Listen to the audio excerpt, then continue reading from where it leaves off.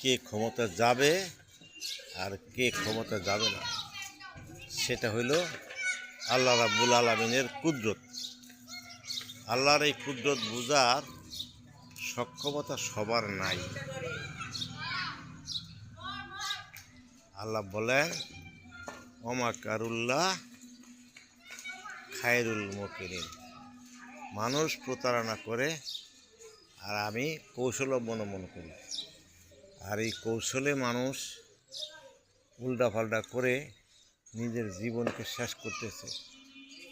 আর আল্লাহ আরও বলেন, যে বান্দা আমারে রাজি খুশির জন্য সকাল থেকে রাত পর্যন্ত যে কোনো কাজ করে, আমি বান্দার জন্য সেই কাজটা রহমত আর বরকত নিয়ে আসি।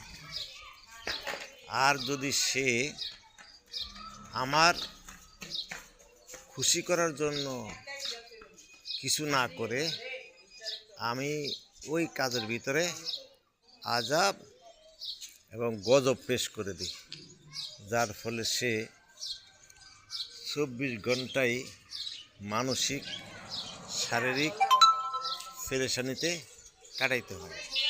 এই জন্য আমরা দেখি কেউ অট্টালিকার ভিতরে থাকিও পেরেশানিতে দিন কাটায়, কেউ শিল্পপতি হইয়াও টেনশনে তার জীবন যায়, কেউ এসিতে ঘুমাইলেও ঘুম হয় না, আর কেউ এসি ছাড়াও কি সুন্দর নাক ডেকে ঘুম যায়।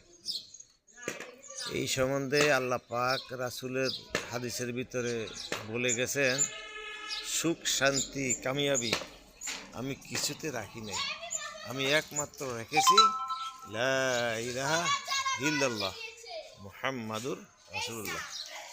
যে এইটাকে অনুকরণ করবে এবং সেই অনুযায়ী চলবে, তার ভিতরেই আমি শান্তি রেখেছি। আর এটার বাইরে যদি কেউ শান্তি খোঁজ করে, তাহলে এটার বাইরে শান্তি হবে না, অশান্তি হবে, তার পুরো জীবন অশান্তিতে ভোগ করতে হবে। একটু আমাদের যে বোট পার হয়ে গেল, যারা আল্লাহর হুকুম মতো ভোট দিয়েছেন, তারা এই দুনিয়াতেও শান্তি পাইলেন, ওখানেও পাইলেন।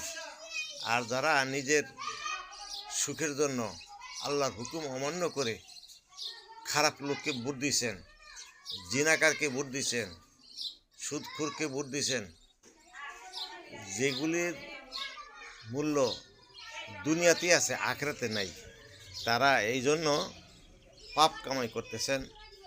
এই পাপ